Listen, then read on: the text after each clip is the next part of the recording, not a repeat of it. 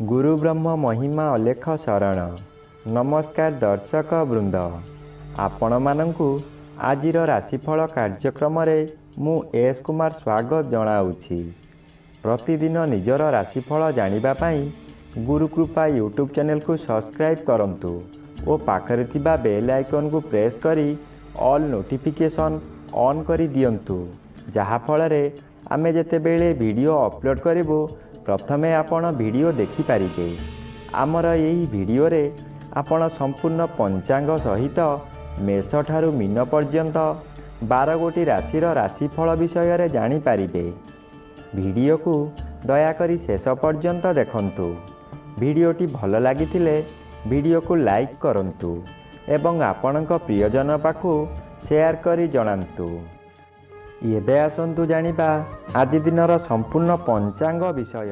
आज 2026 मसीहा मार्च मास 2 तारिख सोमवार, दिल्ली स्वराब्द सन 1433 साल, स्वाधीन भारताब्द 79 वर्ष, महिमाद 199 वर्ष। उत्कल गजपति श्री श्री गजपति दिव्यसिंहदेव महाराजांकर 69 अंक। सौरस्व फाल्गुन मास 18 दिन, चांद्रमते फाल्गुन शुक्ल पक्ष चतुर्दशी तिथि, अपराह्न 5 घंटा 25 मिनिट पर्यंत। आजिर सूर्योदय विरजा क्षेत्र को 6 घंटा 7 मिनिट, कुंभ लग्न 2 दंड 17 लिता गते उदय। आजिर सूर्यास्त विरजा क्षेत्र को 5 घंटा 47 मिनिट, सिंह लग्न 3 दंड 14 लिता गते अस्त। आज कर्कट चंद्र दिबा 7 घंटा 23 मिनिट पर्यंत, एहा परे सिंह चंद्र। अश्लेषा नक्षत्र दिबा 7 घंटा 23 मिनिट पर्यंत, एहा परे मघा नक्षत्र। आज जन्मित शिशुर कर्कट राशि विप्रवर्ण दानवगण, दिबा 7 घंटा 23 मिनिट गते सिंह राशि क्षत्रिय वर्ण दानवगण। आज मृत व्यक्तिर पुष्कर दोष नाही। निषिद्ध खाद्य आज अपराह्न 5 घंटा 25 मिनिट मध्य बीरी भोजन निषेध अटे, एहा परे आमिष भोजन निषेध अटे।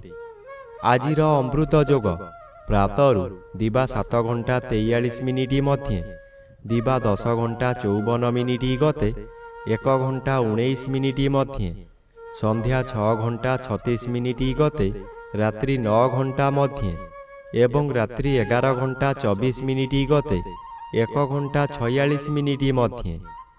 आजिर महेंद्र जोग नाही। आजिर काल बेला दिबा 7 घंटा 37 मिनिट गते 9 घंटा 11 मिनिट मध्य। आजिर बार बेला अपराह्न 3 घंटा 32 मिनिट गते 5 घंटा 47 मिनिट मध्य। आजिर काल रात्रि रात्रि 10 घंटा गते 10 घंटा 47 मिनिट मध्य। आजिर राहु काल सकाळ 7 घंटा 30 मिनिट ठारू पूर्वाह्न 9 घंटा मध्य। आज दिबा 7 घंटा 23 मिनिट गते कर्कट राशि और मकर राशिर घात चंद्र, दिबा 7 घंटा 23 मिनिट मध्य मीन राशिर घात नक्षत्र, एहा परे मेष राशिर घात नक्षत्र। घात तिथि नाही। मिथुन राशिर घात 12।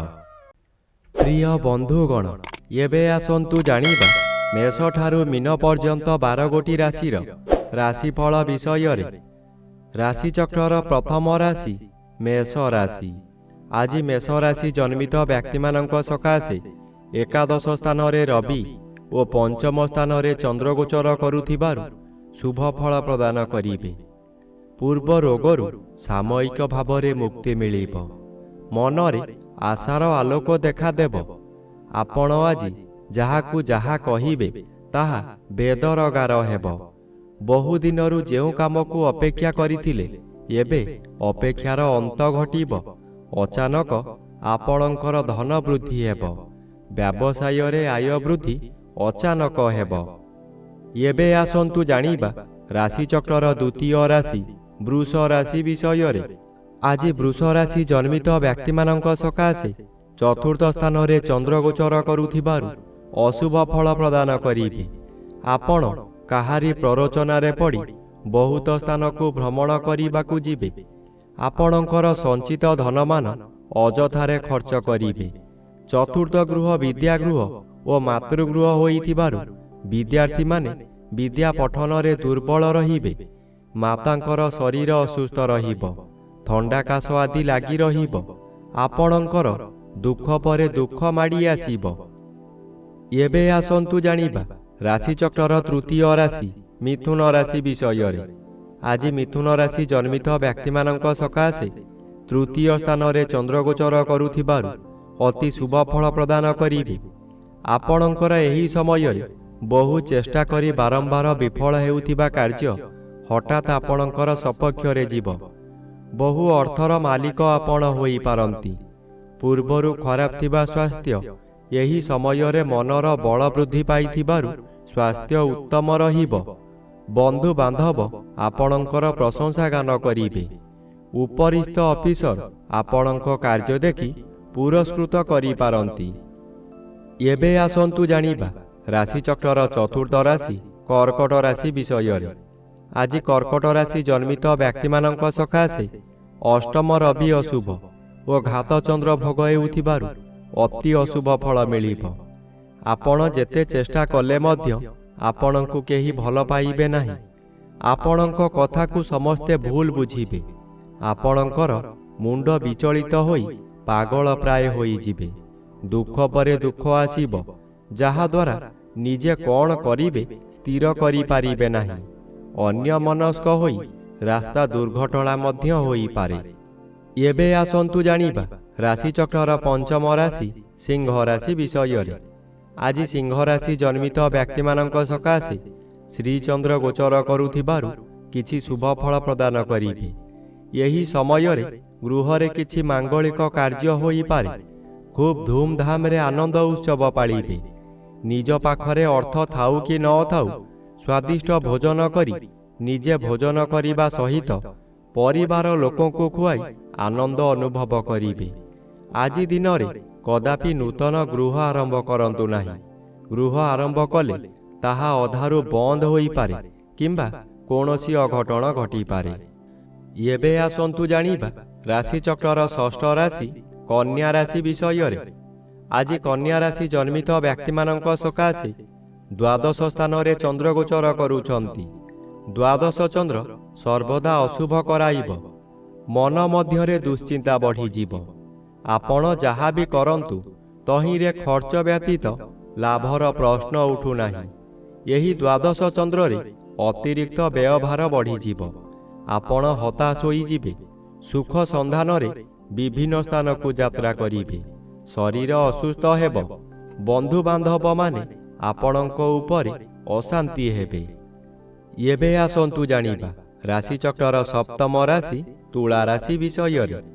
ଆଜି ତୁଳା ରାଶି ଜନ୍ମିତ ବ୍ୟକ୍ତିମାନଙ୍କ ସକାଶେ ପଞ୍ଚମ ସ୍ଥାନରେ ରବି ଓ ଏକାଦଶ ସ୍ଥାନରେ ଚନ୍ଦ୍ରଗୋଚର କରୁଥିବାରୁ ଆପଣଙ୍କୁ ରାଜଯୋଗ ଫଳ ମିଳିବ। ଆପଣ ବହୁ ଦିନରୁ ଯେଉଁ କାର୍ଯ୍ୟ ସକାଶେ ଅପେକ୍ଷା କରି ହତାଶ ହୋଇଥିଲେ ତାହା ଏହି ସମୟରେ ନିଶ୍ଚୟ ପୂରଣ ହେବ। କୌଣସି ଅଫିସରଙ୍କ ସାକ୍ଷାତ ପାଉନଥିଲେ, ଏବେ ତାଙ୍କ ସହିତ ସାକ୍ଷାତ ହେବ। ତାଙ୍କ ସହଯୋଗରେ ଆପଣ ବହୁ ନୂତନ କାମ ପାଇ ଉପକୃତ ହେବେ। ଆଜି ପରିବାର ଆପଣଙ୍କୁ ସପୋର୍ଟ କରିବ। ଏବେ ଆସନ୍ତୁ ଜାଣିବା ରାଶିଚକ୍ରର ଅଷ୍ଟମ ରାଶି ବିଛା ରାଶି ବିଷୟରେ। ଆଜି ବିଛା ରାଶି ଜନ୍ମିତ ବ୍ୟକ୍ତିମାନଙ୍କ ସକାଶେ ଦଶମ ସ୍ଥାନରେ ଚନ୍ଦ୍ରଗୋଚର କରୁଥିବାରୁ ଶୁଭ ଫଳ ପ୍ରଦାନ କରିବେ। ଆଜି ଆପଣଙ୍କ କର୍ମକ୍ଷେତ୍ରରେ ଉଚ୍ଚତର ପାହ୍ୟାକୁ ଉନ୍ନୀତ ହେବେ।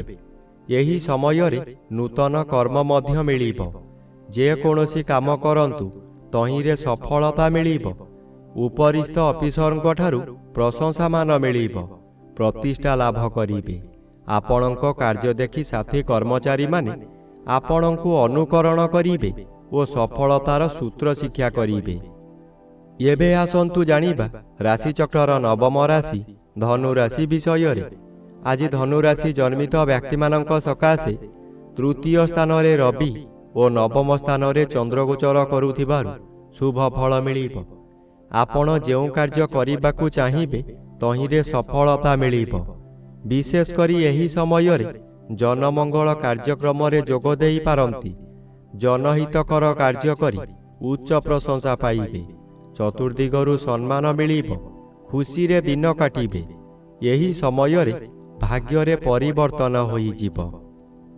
ଏବେ ଆସନ୍ତୁ ଜାଣିବା ରାଶିଚକ୍ରର ଦଶମ ରାଶି ମକର ରାଶି ବିଷୟରେ। ଆଜି ମକର ରାଶି ଜନ୍ମିତ ବ୍ୟକ୍ତିମାନଙ୍କ ସକାଶେ ଘାତଚନ୍ଦ୍ର ଭୋଗ ହେଉଛି। ଘାତଚନ୍ଦ୍ର ସର୍ବଦା ଅଶୁଭ କରାଇବ। ଆଜି ଆପଣ ଯେଉଁ ସ୍ଥାନକୁ ଯିବେ ସେଠାରେ କଳହ ହେବ। ବିଭିନ୍ନ ପ୍ରକାର କ୍ଷତି ହୋଇ ଆପଣଙ୍କର ମଥା ବିଚଳିତ ହୋଇଯିବ। ରାସ୍ତାରେ ଯିବା ସମୟରେ ଆପଣ ଅନ୍ୟମନସ୍କ ହୋଇପାରନ୍ତି। ସାବଧାନ ନ ରହିଲେ ଯାନବାହନ ଦୁର୍ଘଟଣାକୁ ଏଡ଼ାଇ ଦେଇ ହେବ ନାହିଁ। ଏହି ସମୟରେ ଆପଣଙ୍କୁ ଗରମ ଜ୍ୱର ମଧ୍ୟ ହୋଇପାରେ। ଏବେ ଆସନ୍ତୁ ଜାଣିବା ରାଶିଚକ୍ରର ଏକାଦଶ ରାଶି କୁମ୍ଭ ରାଶି ବିଷୟରେ। ଆଜି କୁମ୍ଭ ରାଶି ଜନ୍ମିତ ବ୍ୟକ୍ତିମାନଙ୍କ ସକାଶେ ଜନ୍ମ ରବି ଅଶୁଭ ଓ ସପ୍ତମ ଚନ୍ଦ୍ର ବାଧାପ୍ରାପ୍ତ ଅଛନ୍ତି। ଅଶୁଭ ଫଳ ପ୍ରଦାନ କରିବେ। ଆଜି ହଠାତ୍ କୌଣସି କାରଣରୁ ଆପଣଙ୍କର ଆୟ ବନ୍ଦ ହୋଇଯିବ। ଆପଣ ଯେତେ ଚେଷ୍ଟା କଲେ ମଧ୍ୟ ବ୍ୟବସାୟକୁ ବୃଦ୍ଧି କରିପାରିବେ ନାହିଁ। କର୍ମକ୍ଷେତ୍ରରେ ବିଶୃଙ୍ଖଳା ଦେଖାଦେବ। ଚାକିରି କରୁଥିବା ବ୍ୟକ୍ତି ଚାକିରିରେ ବହୁ ବାଧାବିଘ୍ନ ଦେଇ ଗତି କରିବେ। ତଳ କର୍ମଚାରୀମାନେ ଗୁପ୍ତ ଶତ୍ରୁ ପାଲଟି ଯିବେ। ଆଜି ଆପଣ ବନ୍ଧୁ ଅପ୍ରିୟ ମଧ୍ୟ ହୋଇପାରନ୍ତି। ଏବେ ଆସନ୍ତୁ ଜାଣିବା ରାଶିଚକ୍ରର ଦ୍ୱାଦଶ ବା ଶେଷ ରାଶି ମୀନ ରାଶି ବିଷୟରେ। ଆଜି ମୀନ ରାଶି ଜନ୍ମିତ ବ୍ୟକ୍ତିମାନଙ୍କ ସକାଶେ ଷଷ୍ଠ ସ୍ଥାନରେ ଚନ୍ଦ୍ରଗୋଚର କରୁଥିବାରୁ ଶୁଭ ଫଳ ପ୍ରଦାନ କରିବେ। ଆଜି ଆପଣଙ୍କ ପରିବାର ମଧ୍ୟରେ ହସ ଖୁସିର ଉତ୍ତମ ବାତାବରଣ ଖେଳିଯିବ। ବିଗତ ଦିନମାନଙ୍କରେ ଆପଣ ପ୍ରତ୍ୟେକ କାର୍ଯ୍ୟରେ ଫେଲ୍ ମାରିଥିଲେ। ଏବେ ଯେଉଁ କାର୍ଯ୍ୟ କରିବାକୁ ଆଗ୍ରହ ପ୍ରକାଶ କରିବେ ତହିଁରେ ସଫଳତା ନିଶ୍ଚୟ ମିଳିବ। ଷଷ୍ଠ ଚନ୍ଦ୍ର ଆର୍ଥିକ ଦୃଷ୍ଟିରେ ଉନ୍ନତି ଆଣେ। ଆପଣ ଯେଉଁ ବ୍ୟବସାୟ କରୁଛନ୍ତି ତହିଁରେ ଆଶାଠାରୁ ଅଧିକ ଆୟ ହେବ।